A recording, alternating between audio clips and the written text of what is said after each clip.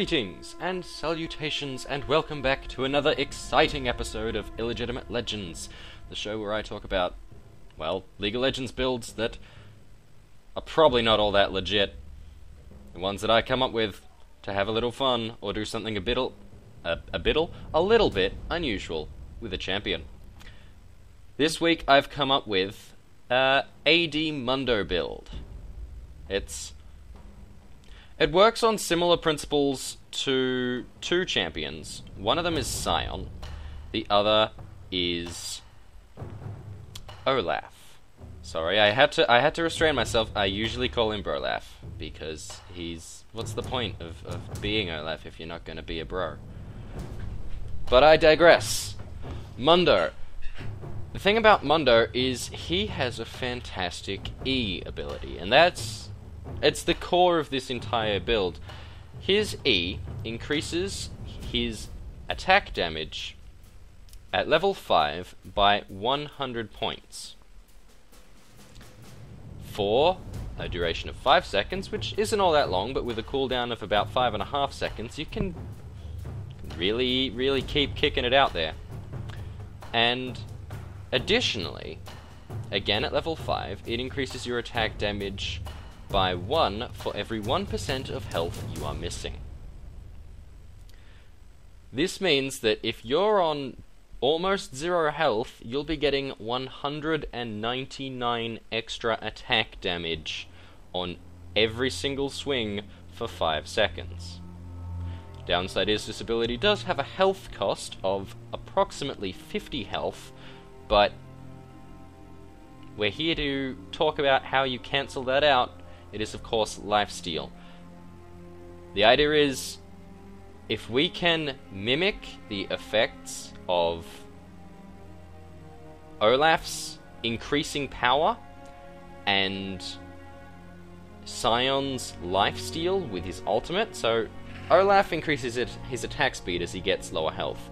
Mundo increases his attack damage. Sion has lifesteal if he uses his ultimate, which is absurdly overpowered and renders him borderline invulnerable provided he's got a target for about 20 seconds. We're trying to mimic that on a smaller level, because it is of course not an ultimate, to try and create a champion which has a lot of lifesteal and more importantly gets more lifesteal on lower health, making them very difficult to take on in a one-on-one environment. In terms of that, this build does succeed. However, it has a lot of failings. This Mundo build, it's really only capable of one-on-one fights, and you can win most one-on-one fights. You will have a lot of attack damage. More importantly, you'll get more as you get reduced health. So it makes it very hard to take you on, particularly at high life steals, because you're getting more damage as you get to lower health. So eventually you reach an equilibrium point. At that point, your life steal is sufficient to negate any damage they deal to you. You can still be brought down once you reach this state, but it's difficult and usually requires powerful abilities, which most often have long cooldowns. It's really good in that regard. However, Mundo is designed to be a tank of a health variety, and all of his other abilities really represent this. The Cleaver costs your health to use. Yeah, it's not a massive health cost, but it needs to be taken into account. It can be helpful for you to lose this health, but often it's not. On the larger scale of things, the swirls, his AoE defensive ability, they cost health per second to use. That can really mess you up in a fight, because you're not going to be getting any worthwhile damage out of it. Lastly, his ultimate is a percentage heal based on his maximum health. It also has a percentage health cost of 20% of your current life.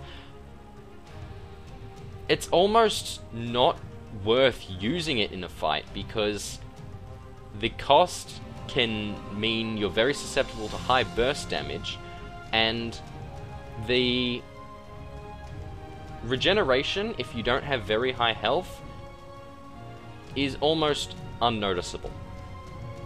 And this build, it doesn't get much.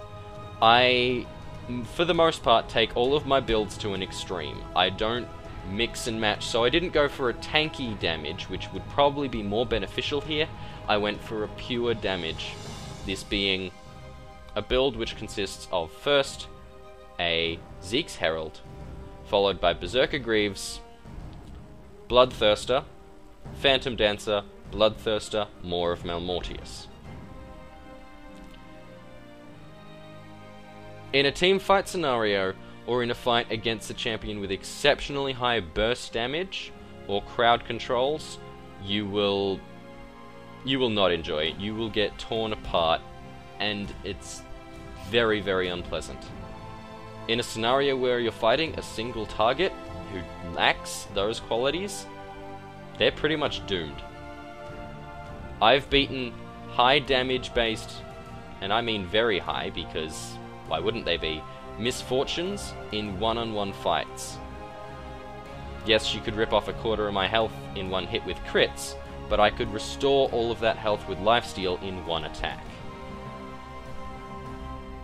It's an interesting one. The other thing is, it's very, very good for backdooring, because with this build, you're getting a lot of extra health as you get lower... Sorry, not extra health, extra damage as you get lower health. So you go in on a tower alone, the tower is helping you kill it. Almost like Olaf. In the end, it comes down to the fact that we're trying to combine the extreme powers of Olaf's passive and the lifesteal of Scion's ultimate, and in the end, it's not as powerful as either. I wouldn't recommend taking on a Scion or an Olaf in a fight with this build. It's just really all there is to it. It's a good build, but it's not enough. I'm gonna have to put this build in the non-viable pile. Thanks guys, and good night.